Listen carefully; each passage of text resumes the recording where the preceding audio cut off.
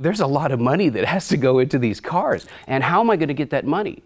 So I had opportunities to work in construction. My best friend in high school, his dad was a bricklayer. I had the opportunity to apprentice as a bricklayer's helper and get my journeyman's certificate in bricklaying. Bricklaying's hard work. So I had a plan. My plan was I was going to become Van Halen, and then I could buy all the cars I wanted and pay somebody to work on them.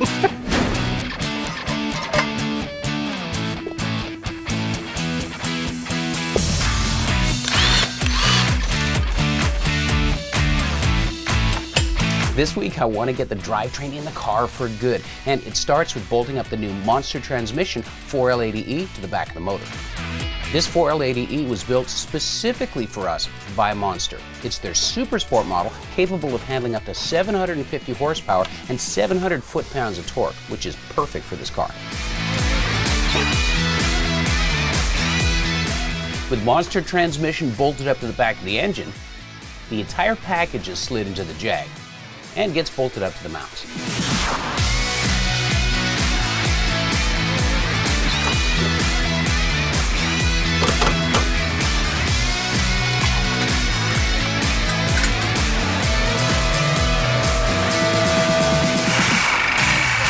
The Jaguar Specialty stuff is spec'd out for an LS1 with a 4L60, and it's a different length transmission. The 80 is longer, and their transmission mount just won't work, so we used pieces of it.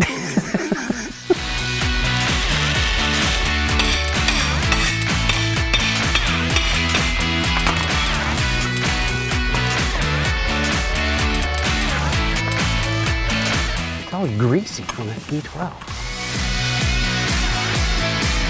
Using some of the parts from the Jaguar Specialty's transmission mount and some new angle iron, I make a custom bracket that will support the transmission and is mounted through the factory unibody structure.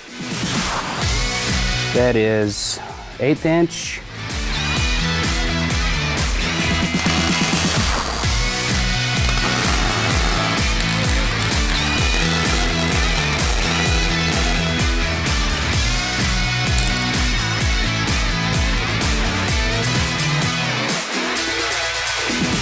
Got enough stick out. Everything was mocked into place before, so I'm pretty certain that we've got good hood clearance. But one final test. To keep the LS cool in the Jag, I'm using a factory replacement radiator for a '99 Camaro. In my last trip to pull apart, I grabbed a fan module out of a 2000 model wreck. The cheap stock 2000 Camaro fits perfectly. Look at that. And the motor is in for good. But what you don't see are the newly designed poly mounts. But the good thing about the Jaguar Specialties kit is that it uses off-the-shelf engine mounts, isolators, and a transmission mount. And typically they're made out of rubber. But we found a company out at SEMA that's doing those type of mounts, but using a much better process that's not full polyurethane. It's a really interesting hybrid technology. And the best part is, they're only a plane ride away.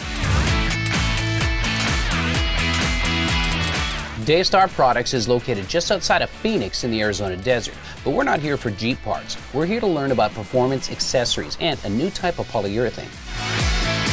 Performance Accessories is just a division of Daystar Products.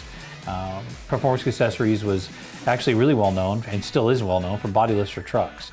But when we came up with this new Kevlar-infused polyurethane, the best idea I had for it was, you know what, that truly is a definition of performance accessories, and that's why it's a performance accessories brand. We saw a big need in the car market. A lot of guys, and especially even us, the rubber just wasn't holding up to how we beat on the cars, and we drive them every day with high horsepower engines and putting more traction to the ground with bigger wheels and tires.